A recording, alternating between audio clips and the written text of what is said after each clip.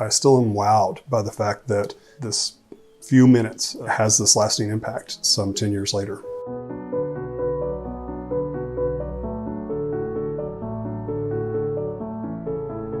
I got involved in politics. When I ran in 2007, I was completely out and open, and I was the first openly gay candidate to run for anything in Fort Worth or Tarrant County in history. In fact, it kind of got to be a joke that the Fort Worth Star-Telegram continuously called me Joel Burns, openly gay city council candidate, as if that was my full name. So let's take a moment to look back at that original video where you talked about the bullying that you experienced as a child.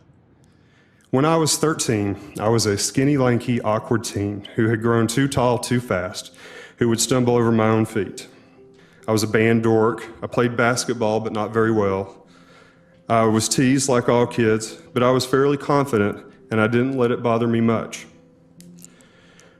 One day when I was in the 9th grade, just starting Crowley High School, I was cornered after school by some older kids who roughed me up. They said that I was a faggot, and that I should die and go to hell where I belonged. That erupted the fear that I had kept pushed down, that what I was beginning to feel on the inside must somehow be showing on the outside. Ashamed, humiliated, and confused, I went home. There must be something very wrong with me, I thought, something I could never let my family or anyone else know.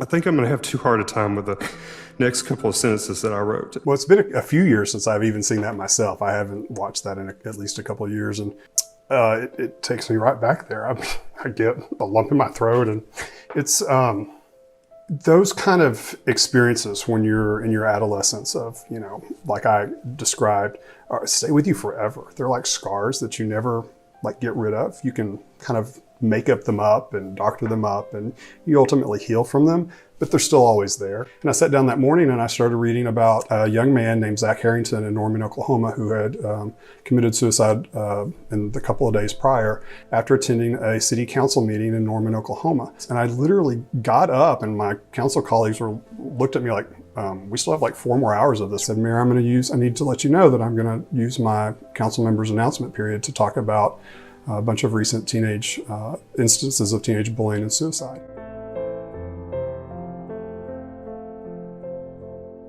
I literally got up from the meeting, went to the back. My council aide was like, what's going on? And I called my mom and I said, I need to tell you that this thing's about to happen. And I told her a little bit about my speech. And she started crying. And she said, did we do everything that we could have? And I said, Mom, y'all did. You loved me. And that was all I needed. There was a period where I literally couldn't answer my phone. In the course of the following 3 days, it's like, oh my gosh, 300 people have seen this on YouTube. Then it's like, oh my gosh, 3,000 have. Oh my gosh, 30,000 have. Oh my gosh, 300,000 have. Ultimately, 3 million did. But I will tell you, none of that compares to the relationships that came from kids who were hurting and in trouble, young people. I received over 20,000 emails in the course of a couple of weeks. I went to my post office box about a week later to get my work mail, and there was an envelope, and it just said Joel Burns, Fort Worth. There was no stamp, there was no return address, there was no proper delivery address, and it somehow made it to my box, and I opened it, and it was about 1/3 of a piece of paper, torn off, and written in pencil in the corner, it said, this is what remains of the letter I wrote for my roommate to find with my body. And I just happened upon your speech, and I decided to burn the rest of it, and thank you. And I still have that. It's a good and stark reminder that there's a lot of pain experienced by people all over the world, and they need reminders like the It Gets Better Project gives them, that their lives will get indeed a lot better. I'm Joel Burns, and I'm here to tell you that your life will indeed get better.